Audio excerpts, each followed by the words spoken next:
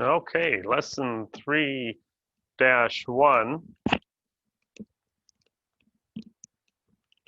whole topic 3 on polynomials. So we're going to start here with an overview of some polynomials and graphing them.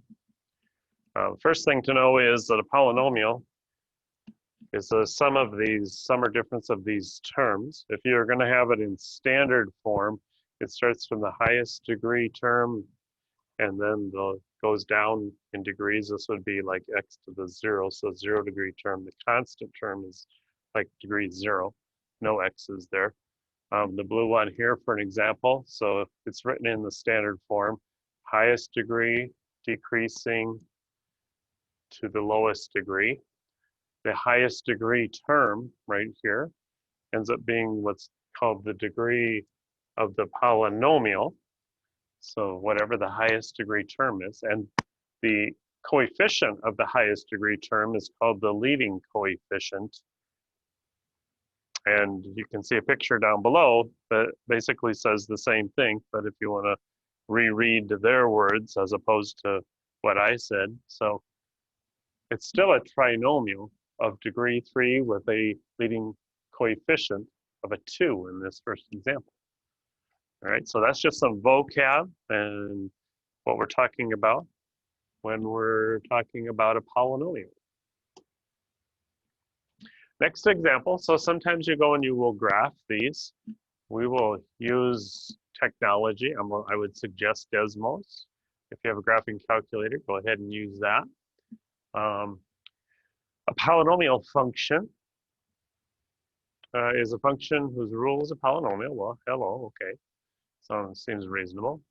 And then what we're going to talk about here is something called the end behavior. And what the end behavior is referring to is just what it says. If you look at the ends of this graph, what direction is it going? So these are both going in the same directions.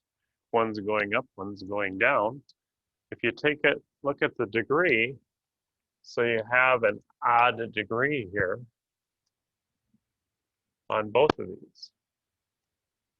And if you look at the coefficient, or the coefficient, the leading term, whenever it's positive, this is what's going to happen. So it's an odd degree here, and the leading coefficient is positive. So it's going to be going down on the left, up on the right. Sometimes I explain it like, if you think about this, if the leading term is going to be what dominates the overall value of your answer, because those exponents are so big, they're going to be the largest number. All the other terms, when you make up for it, still don't make up for a really big exponent. So if you take these, since the x's here would be the same, so if you take these right here and you put an x value in there, this largest degree term, well, think about it this way. If I put a negative number in for x, if I put a negative number in here for x, a negative number to the third power, so a negative times a negative times a negative, these two are going to make a positive, but then times this negative is going to overall be negative. So my answer is negative. It's coming from below my answer, like the y. On this one, same thing. If I have 5 negatives multiplied, because I'm over here if I'm going to go forever to the left, I'm going to be out here with a ginormous negative number for x, a negative number to the 5th power. For every 2, they pair up and make a positive, but then I'll have a leftover one that's going to turn it back negative. Let's look at the examples on the next page. So over here, the example 2. So on this one, when I have all even degree terms and a positive coefficient on those, the leading coefficient is positive. Well, what happens here? Again, they're even, so like an x squared for that first one, the x to the 4th and x to the 6th. Well, when you put a negative number in there on the left side, because there's an even number of negatives, they're going to multiply positives. So the left side of these are all going to be positive, and so they're going to be going up. The right sides, because they're also positive, are going to be up as well. Well, let's take a look at the next page. So what happens if we end up with a leading coefficient out in front that is negative? So in both cases, if we have this leading coefficient out here in odd degree that's a negative, just like in a parabola, how that flips it, it's going to flip them here. So where we've got this negative coefficient, where we had x cubed, x to the fifth before they were going down, that negative has flipped it going up. Or if you think about it another way, you have a negative times a negative times a negative, but then all those are times the negative coefficient. So now you've got an even number of negatives, turning it back into a positive. Okay, so it flips it. If it's odd, now it's with a negative leading coefficient, then the left side will be going up as opposed to down, which then turns it just the opposite if you think about these on the right side. So if I have a positive times a positive times a positive, but then the leading coefficient out here is negative, that's going to flip it around so it's negative on that side. And similarly, over here for the even degrees, so if you have 4 or 6 of those and there are negatives 1, 2, 3, 4, and then you put a negative coefficient out in front of there, these would be all positives, but then that is going to flip it negative. So that's why on the left side over here, when you have an even number but a negative out in front, that's just going to flip them down. And on the right side, just the same thing, because of the even was up on both of them when it's flipped down. So this one kind of matches your whole parabola. So if you can remember a parabola and it flips it up and down for all the even exponents or degrees, then you're going to have those. If you think about over here, the odd, so they're saying over here like this, x is like a degree 1, and you put a negative in front, that's a negative slope. So they're saying left side's up, right side's down, sort of thing. And if you think about these back here on this page also, odd, because x to the first is 1, so left to right, positive slope, and a normal parabola up on both sides. So just connecting it to something else that you also know. All right, so then they give us an equation of a polynomial here. So we have this negative 0.5x to the fourth plus 3x squared plus 2. They've already built a table for us and plugged a few items in for us. And then they said from the table, if you think about what's happening with your y values, so there's a negative 11, then it goes up. This is the y, the answers. Negative 11.5, it goes up to 6, then it comes down to 4.5, down to 2. From 2, it goes up to 4.5, and then it goes up to 6. If you think about that on a graph then down here, it's going to look like this. So every place it changes directions here, you see where they call it a turning point. So you've got a turning point. How many times did it turn? If you think about it and went on the graph, if you plotted the points, I'm a visual learner, so I like the graph down here to see those points. So you've got right here, a relative maximum. Here you have a relative maximum, and here you have a relative minimum. And you go back up to the table and think about what's happening as you move from one of these to the next to help you see the changes that happen there. Okay, so just some vocab there that you can come back to if you need to look at that. Now, on the last one, on that same problem, same table, same graph, same equation or function, this question asks, if you go from -2 to 4, I'm sorry, -2 to 0, where did I get that for? -2 to 0, how can you get the average rate of change? All that means is, and these are both x's, it's just talking about on your graph. If wherever the graph is at -2 and wherever the graph is at 0, which if you come back over here, you'll see those 2 points. Your -2 point right here, and your 0 point right here. And so all the average rate of change, that's just a name for what? That's another name for slope. So from those 2 points, so the one here, if you do it right over here in the table, that's -2.6. And then the other point right here, 0.2. And they're just saying this is another way of writing slope change. This is like your b for y minus your, your y for the b minus your y for this a over the b minus the a, and these are like your x's. So don't get confused by that. You know how to find slope. I do my slope like this. So there's my y. If I go from a y of 6 down to a y of 2, I went down 4.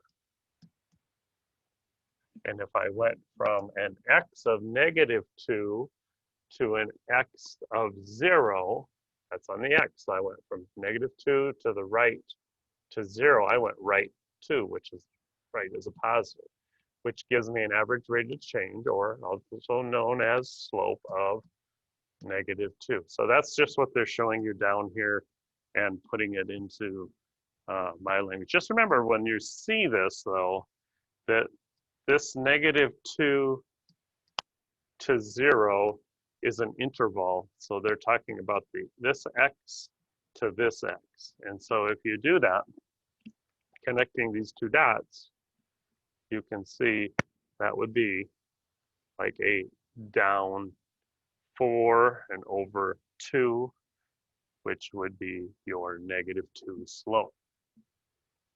Okay, so polynomials, vocab here, there's a lot of vocab to keep track of here, what they mean in this problem. So the next one, they want us to actually try to sketch a graph that meets some criteria that they specify. All right, so if you have a set of axes, it's once your y, f of x, remember this f of x notation is like a y. Your y is positive from -infinity to -4. So if my -4 is here, my graph has to be positive. So it has to be up here somewhere, the y values. And then it's also positive from 1 to 4. So if 1's here and 4 is here, it also needs to be up here in that area as well. Okay, at the points, because of these parentheses on these, it would suggest to me that we're probably on the y-axis, so it's not actually positive, it's 0. Okay, then the second part, let's move down there. So on the second part, y here is negative, so below the x-axis between -4 and 1, -4 to -1. Okay, and then from 4 to infinity. So from here on over. And then f of x is decreasing. So keep going here. Your y is decreasing between -infinity and -2.67. So wherever -2.67 is in here. It needs to be coming down that whole time. But at that point, then it must turn around and go up if it's not decreasing anymore or stay flat. And then it's also decreasing from 2 to infinity. So from 2 to infinity, so if this is my 2, it needs to be going down, and it continues down forever to infinity there. It's also increasing, so going up from the -2.67 all the way up to this 2. So from here, it needs to be going up all the way between there. And it's increasing from to 2. Wait a minute. Yeah, this was my 2 right here. So it's going up on all of that. It's supposed to be going up here. It's supposed to go through that point. Whew, a lot of stuff there to keep track of. So let me get some of these. Oh, hello. a really big eraser. I didn't want that big of an eraser. Let me get these extra points out of here. Got some things going on there that I don't want. So let's go back here and see if we've got everything. I don't remember, what is it supposed to be doing? It's positive on the intervals all the way to, so this must just keep going up over here. It's hit a low point and then it went through and it kept going up forever. Let's see if I do that, if I meet all the criteria. Is it positive between negative infinity? Am I positive now between negative infinity and 4? Negative 4, yes. And is it positive from negative 1 up to 4? Yes. If this blue line is going through that. I'll exaggerate this to move my 4 right over there where it went through. All right, and then is it negative from negative 4? Is the graph below the x-axis from negative 4 to negative 1? Yep, and from positive 4 to infinity, okay.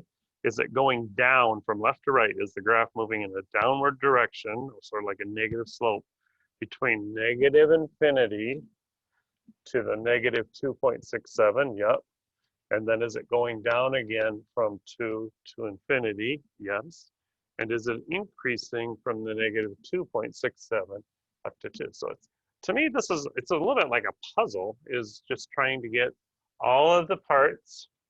So we got to go there, we have to go through there, we got to hit a minimum there, we need to hit a 0 there, we got to hit a high point there, we have to go through there, and it has to keep going down there. So I would say something like that would hit all of those points. Now, it says identify or estimate turning points. So one turning point here would be at whatever 2, and we don't know how high it went. If it told us there's a relative maximum, a minimum at negative 2.67, yes, we already had that in there, and there's a relative maximum over here, but they never did really tell us what the y values. Identify or estimate the turning points. So you could kind of choose on yours, what is this low point, what is this high point, but they never really did. And then identify the end behavior. So on the left, it would be a positive, and on the right, my end behavior would be negative.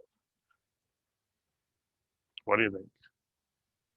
Kind of like a puzzle. You know, this, where I drew it coming down here, maybe you would draw it and have it going up more like this. It's not really a specific exact thing here, just understanding the vocab.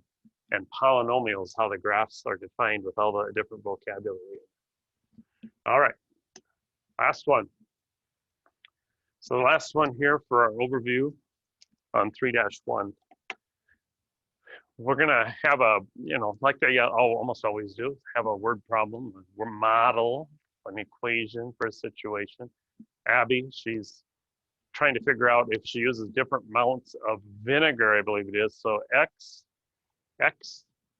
if you look way down here, X is, so these, X is the quarter cups of vinegar, and then Y is the number of, so this Y is the number of seconds. So down here, there's my seconds over there. Just thinking about how everything's labeled here, trying to understand the problem. So if we've got our number of seconds to inflate the balloon, and then over on this side, this the X values over here, the X values, it said was the amount of vinegar in quarter cups or something like that. The X is quarter cups, so yeah, this is the vinegar. So if you use more vinegar, it takes less time for the balloon to inflate, almost till it gets down to a time of 0 seconds. All right, and if she uses nothing, the balloon inflates at 13 seconds. So trying to understand our situation. And then it says, how long would it take to inflate the balloon with 5 cups of vinegar? So yeah, my equation here This is for question A. And my time for the number of quarter cups of vinegar is evaluated using that formula. So negative 12, and then it said we were using 5 quarter cups, so x is 5 to the third plus 5 to the second. I'm just plugging my 5 into this equation. Understanding what all the variables mean for me is probably the hardest part, just to make sure I'm doing this all right. 3.38 times the 5 and then plus 13 and 1600ths. And then it's just crack-a-lack that out on the calculator. So just, you know, or whatever you're going to use if you want to use it on your computer, whatever you're doing. So negative 12 times your 5 to the third power